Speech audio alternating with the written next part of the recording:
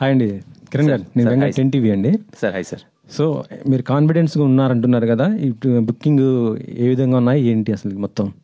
అంతా బాగుంది సార్. మేము ప్రీమియర్స్ ఏవో ఇక్కడ హైదరాబాద్లో ఒక 8-9 స్క్రీన్స్ ఏమో ఓపెన్ చేసి, నాకు తెలిసి అన్ని హౌస్ఫుల్స్ ఇప్పటికే 8-9 అంతా సోల్డ్ అవుట్ అయ్యాయి.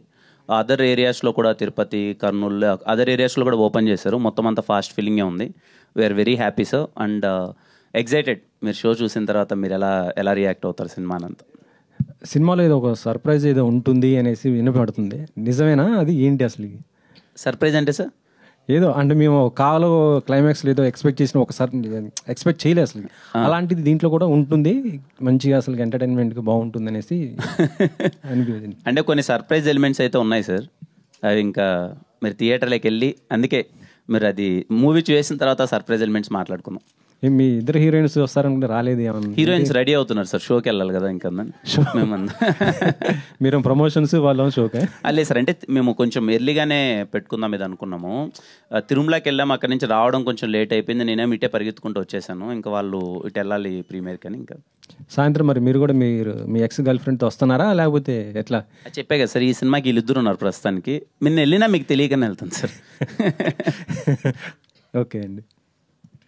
కిరణ్ గారు, సో ఆల్ ది బెస్ట్ అండి. దిల్రుబా మంచి వైబ్స్ తో రిలీజ్ అవుతుంది. Thank you sir. March 14th.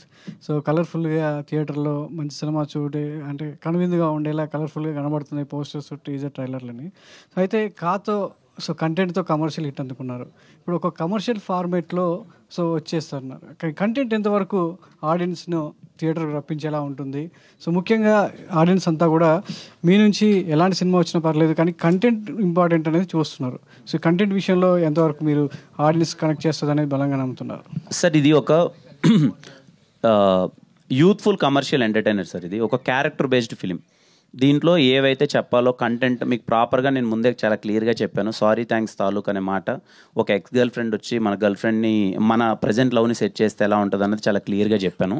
అంటే అందరికీ ఎక్కడో ఏదో చిన్న డౌట్ ఏముందంటే, నాకు అర్థమైనంత వరకు అరే ఏమన్నా ముందు సినిమా కదా, కొంచెం ఇది అయింది కదా ఇది అని అనుకుంటున్నారు సార్. ట్రస్ట్ మీ, మిమ్మల్ని థియేటర్లో మేము సర్ప్రైజ్ చేయబోతున్నాం. మ్యూజికల్లీ, ట్రీట్మెంట్ వైజ్ మా డైరెక్టర్ రాసిన బెస్ట్ డైలాగ్స్, సీన్స్ చాలా బాగుంటాయి. నన్ను చాలా కొత్తగా చూస్తారు. అంటే మంచి కమర్షియల్ సినిమా అయినప్పటికీ ఆ ట్రీట్మెంట్ మేము ఇచ్చిన విధానం అయితే మిమ్మల్ని చాలా గట్టిగా సర్ప్రైజ్ చేయబోతుంది సార్. అంటే చాలామంది అంటే ఈ ట్రయాంగిల్ లవ్ స్టోరీలో మీరు అన్నట్టు ex girl friend, present girl friend మధ్యలో జరిగేటువంటి డ్రామా, చాలామంది థియేటర్ ఆడియన్స్లో అలాంటి ఎక్స్పీరియన్స్ చేసి ఉండరు. అందరికీ ఎక్స్లు ఉండరు కదా, ఎక్స్ గర్ల్ ఫ్రెండ్తో సినిమా చూసాలి రావాలి అని చెప్పేసి మీరు అంటున్నారు. అలాంటి ఎక్స్పీరియన్స్ థియేటర్లో కూర్చున్న ఆడియన్స్ అందరికీ ఉండదు కదా, మరి వాళ్ళని ఎలా? నాకు కూడా లేదు. మీకు ఉన్నారులేండి సార్, మీరు లేరంటారు అంతే. కిరణ్ గారు, మీది చాలా లక్కీ హ్యాండ్ అంటున్నారు. అండ్ మీరు ఇంట్రడ్యూస్ చేసే ప్రతి డైరెక్టర్ కొత్త అబ్బాయి మంచి టాప్కి వెళ్ళిపోతున్నారు. అందరు డైరెక్టర్స్ అందరు కూడా నెక్స్ట్ ఇమీడియట్ పెద్ద ప్రాజెక్టులు చేస్తున్నారు. ఏంటి సార్ దీనిపైన? అదేలే సార్, ఖచ్చితంగా మనం కదన్నప్పుడు వీళ్ళు బాగా చేస్తారని ఒక నమ్ముతాం. మనము వాళ్ళతో కలిసి చేస్తాం. ఆ తర్వాత వాళ్ళకి మంచి అవకాశాలు వచ్చి అందరం సినిమాలు మంచిగా చేస్తే వెరీ హ్యాపీగా సార్. I'm so happy. నా నుంచి ఇంట్రడ్యూస్ అయిన డైరెక్టర్స్ అంతా మంచి పొజిషన్కి వెళ్తున్నారు, ఇంకా మంచి సినిమాలు చేస్తున్నారు. I'm so happy. విశ్వకరుణ అనే అతను, ఇంకా నేను ఎక్కువ చెప్పను, ఇంకా గంట తర్వాత మీరు థియేటర్ నుంచి బయటకు వచ్చి అరే మంచి డైరెక్టర్ దొరికాడు, మంచి రైటర్ దొరికాడు, మాటలు భలే రాస్తున్నాడే. అప్పుడు పూరి గారు ఇనిషియల్ ఏజ్లో ఉన్నప్పుడు కానీ మనకు కొన్ని అది ఒక డైలాగ్స్ ఉంటాయి కదా, అప్పుడు పడేటప్పుడు కొత్త పూరి గారు ఇనిషియల్ మూవీస్లో మీకు ఆ వైబ్ కలుగుతుంది. ఈరోజు అతను రాసిన మాటలకి బయటకు వచ్చి చాలా గట్టిగా మాట్లాడుకుంటారు. ట్రైలర్లో చూడండి డైలాగ్ చెప్పొచ్చు, ఎలాగో సినిమా చూడబోతున్నాం. ట్రైలర్లో చూడండి డైలాగ్ ఏదన్నా అంటే ఈ 2-3 అవర్స్లో చిన్న ఫీలర్ లాగా.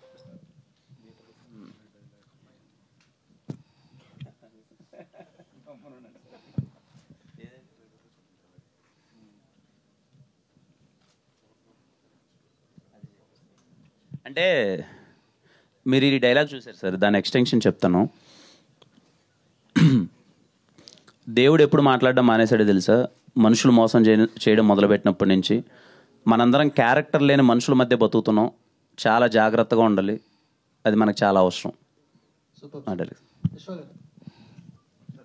సార్, అంటే డైలాగ్స్ అంటే మనకి ఒక బుల్లెట్ పాయింట్స్ లాగా పూరి గారి డైలాగ్స్ ఉంటాయి. విన్న తర్వాత కూడా దాన్ని ఒక అర్థంతో కూడిన డైలాగ్స్ అంటే త్రివిక్రమ్ గారి డైలాగ్స్ ఉంటాయి. మనం విన్న విన్నప్పుడు ఎంత హ్యాపీ ఫీల్ ఎంత గుర్తొచ్చినప్పుడు దాని డెప్త్ తెలుస్తుంటుంది. ఈ రెండింటి మధ్యలో మీరు ఎక్కడున్నారంటే ఏం చెప్తారు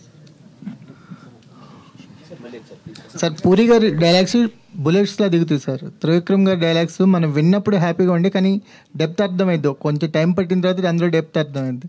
ఈ రెండు ఎక్కడో మీరు మెయింటైన్ చేస్తున్నట్టు అనిపించింది. అదే సార్ ప్రాబ్లం ఏంటంటే అది లేని బరువు ఒకటి తీసుకొచ్చి నెత్తి మీద కూర్చోబెట్టేస్తున్నారండి. యాక్చువల్లీ కథ ఏది డిమాండ్ చేసింది అది రాశాను డైలాగులు, అంతేగాని పూరి గారి లాగా రాయాలనో లేకపోతే త్రివిక్రమ్ గారి లాగా రాయాలనో డెఫినెట్లీ కాదండి. కథ అడిగింది రాశాను అంతే. సో ఆ సిచ్యువేషన్ అడిగింది రాశాను అంతే.